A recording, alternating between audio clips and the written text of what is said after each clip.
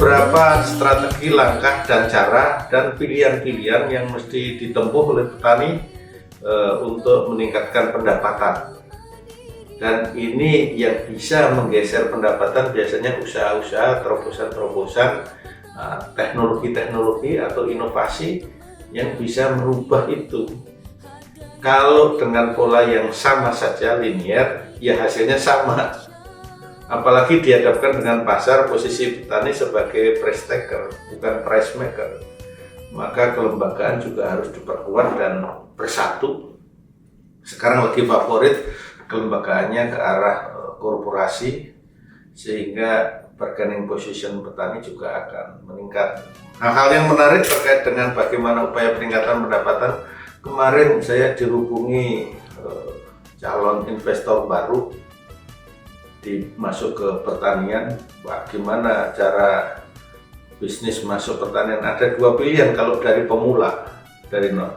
Kalau dari pemula itu, kalau sudah punya lokasi harus mencari tahu komoditas apa yang cocok di lokasi itu.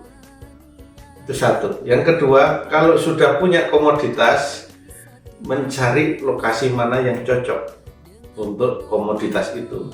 Ini agroekosistem ujungnya kan gitu. Jadi kalau sudah punya lokasi, tanaman apa yang cocok untuk hidup tumbuh di situ, agroekosistem.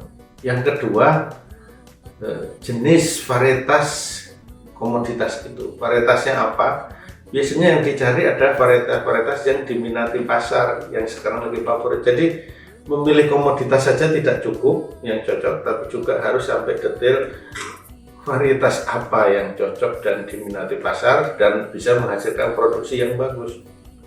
Itu caranya. Jadi memilih lokasi atau komoditas dulu, atau punya komoditas cari lokasi dulu, terus kita masuk ke dalam varietas apa dan bagaimana kondisi produksinya yang bisa meningkat untuk diminati oleh pasar atau harga. Itu cara yang pertama. Cara yang kedua, apabila di lokasi sudah existing dari dulu, sudah ada ini begini bekerjanya. Jadi bagaimana upayanya?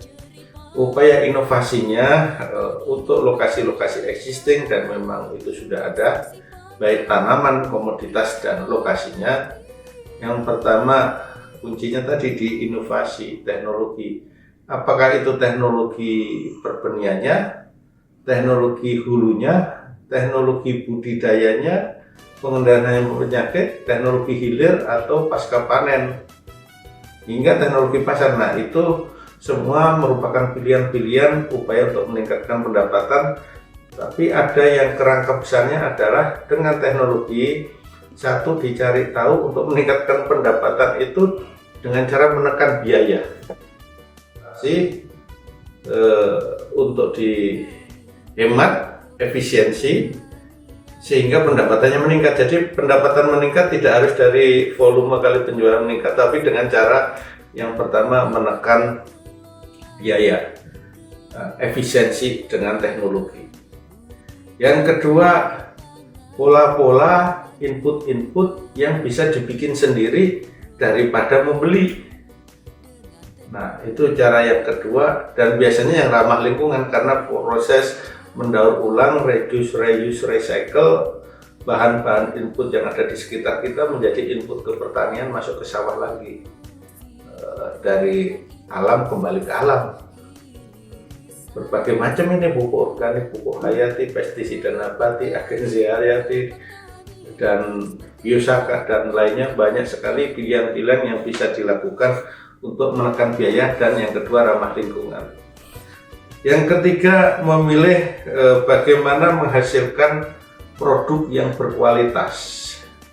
Jadi tidak hanya bicara kuantitas yang meningkat, produktivitas ton per hektarnya, tapi juga kepada kualitas. Nah, ini pun juga teknologi juga yang bisa menghasilkan sehingga ujungnya nanti income-nya naik. Tidak hanya juga, dan banyak contoh yang sudah berjalan meningkatkan kualitas. Integrated farming, tidak menanam monokultur tetapi kombinasi berbagai komoditas, bahkan ternak diintegrasikan dalam lahan yang sama. Ini artinya strategi meningkatkan pendapatan dimulai. Nah, itu jadi produktivitas. Yang berikutnya, indeks pertanaman ditingkatkan. Yang biasa nanam sekali menjadi 2 kali. Nah, caranya dengan kuncinya ada di air. Di lahan kering pun bisa 3 kali, 4 kali setahun indeks tanamnya apabila terusnya. Nah, itu teknologi, berarti teknologi air. Kemudian ini untuk meningkatkan pendapatan hilirisasi olahan industri pangan, baik skala rumahan, skala kecil, UMKM, dan seterusnya. Seluruh produk itu ada produk turunan pohon industri. Nah, itu dikembangkan hilirisasi, menyerap tenaga kerja di pedesaan, dan nilai tambah ada di situ. Kemudian yang terakhir, kemitraan, kerjasama, kemitraan, baik sumber permodalan dari kredit perbankan, KUR, dan pasar, itu akan lebih baik.